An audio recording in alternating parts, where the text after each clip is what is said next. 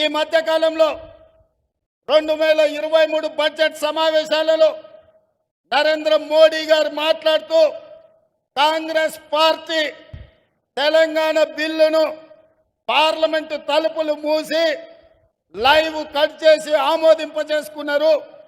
తల్లిని చంపి బిడ్డను కాపాడినరు అని నరేంద్ర మోడీ గారు ఒక తీవ్రమైన ఆరోపణ చేసింది.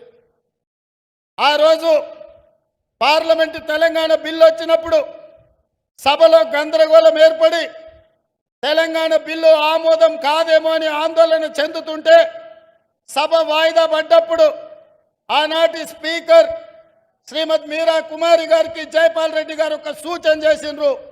మూడ్ ఆఫ్ ద హౌస్ చూసి తలుపులు మూసి తెలంగాణ బిల్లును ఆమోదింపజేసుకుంటే ఖచ్చితంగా తెలంగాణ రాష్ట్రం ఏర్పడుతుందని జైపాల్ రెడ్డి గారు మీరా కుమారి గారికి చేసిన సూచనను పాటించి పార్లమెంటు తలుపులు మూసి లైవ్లు కట్ చేసి మీరా కుమారి గారు తెలంగాణ రాష్ట్రాన్ని మనకిచ్చింది. అట్లనే జైపాల్ రెడ్డి గారి సూచనతోటే జైపాల్ రెడ్డి గారు కేంద్ర మంత్రివర్యులుగా మంత్రివర్గ సమావేశంలో మన్మోహన్ సింగ్ గారిని సహచర మంత్రివర్గ సభ్యులకు తెలంగాణ రాష్ట్రం ఎందుకోసం ఏర్పడాలి, తెలంగాణ రాష్ట్రము ఎందుకు ప్రజలు కోరుకుంటున్నారో సంపూర్ణంగా వారు వివరించింది.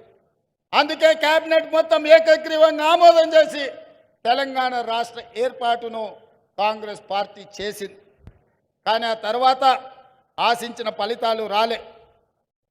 కల్వకుర్తి నియోజకవర్గ ప్రజలు జైపాల్ రెడ్డి గారి అభిమానులు కల్వకుర్తి ప్రాంతం నుంచి తెలంగాణ రాష్ట్రానికి ముఖ్యమంత్రి అయ్యే అవకాశం చేయి జారిపోయిందని బాధపడ్డారు.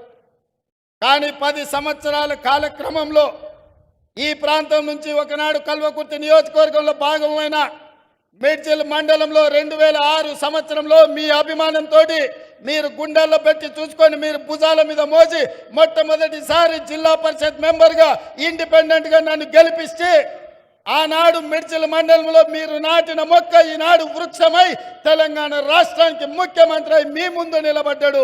ఈ కల్వకుర్తి ప్రాంతం నుంచే మీ బిడ్డ ఈరోజు ఈ తెలంగాణ రాష్ట్రానికి ముఖ్యమంత్రి అయింది. అందుకే మిత్రులారా, మా నారాయణ రెడ్డి గారు అడిగినరు, వారు ఎకరు పెట్టిన అభివృద్ధి కార్యక్రమాలను చూస్తే బట్టి విక్రమార్క గారు ప్రవేశపెట్టిన 2,91,000 కోట్లు నేను కల్వకుర్తికే ఇచ్చిపోవాల్సి వస్తుంది. మిగతా 118 నియోజకవర్గాలకు ఇవ్వడానికి కూడా నా దగ్గర ఏముండదు. అయినా మీ సోదరుడిగా మీ బిడ్డగా ఆనాడు ఇదే మైదానంలో నేను రాహుల్ గాంధీ గారు వచ్చి ఒక మాట చెప్పిన మా మిత్రుడు వంశీచంద్రెడ్డి గారు సాక్షిగా, నారాయణ రెడ్డిని మీరు గెలిపించండి, ఈ కల్వకుర్తికి ఒక్కరు కాదు 2 శాసనసభ్యులు ఉంటారు, ఒకటి నారాయణ రెడ్డి అయితే రెండవది రేవంత్ రెడ్డి, ఈ ప్రాంతాన్ని అభివృద్ధి చేస్తా అని ఇదే మైదానంలో ఇక్కడి నుంచే మీకు మాట ఇచ్చిన. ఒక్కసారి కాంగ్రెస్ పార్టీ మాట ఇస్తే మాట నిలబెట్టుకోవడానికి ఎంత దూరమైనా వెళ్తుంది.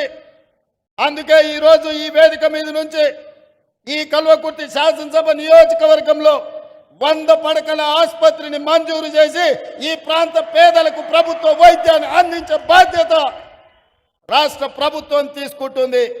అదేవిధంగా R&B రోడ్ల కోసం నారాయణ రెడ్డి గారు అడిగినరు, రోడ్ల వివరాలు మళ్ళీ ఇస్తా. 180 కోట్ల రూపాయలతోటి R&B గెస్ట్ హౌస్తో పాటు R&B రోడ్ల 180 కోట్ల రూపాయలు ఇవాళ ఈ కల్వకుర్తి శాసనసభ నియోజకవర్గానికి మంజూరు చేస్తామని చెప్పి నేను ఈ సందర్భంగా తెలియజేస్తున్నా. అదేవిధంగా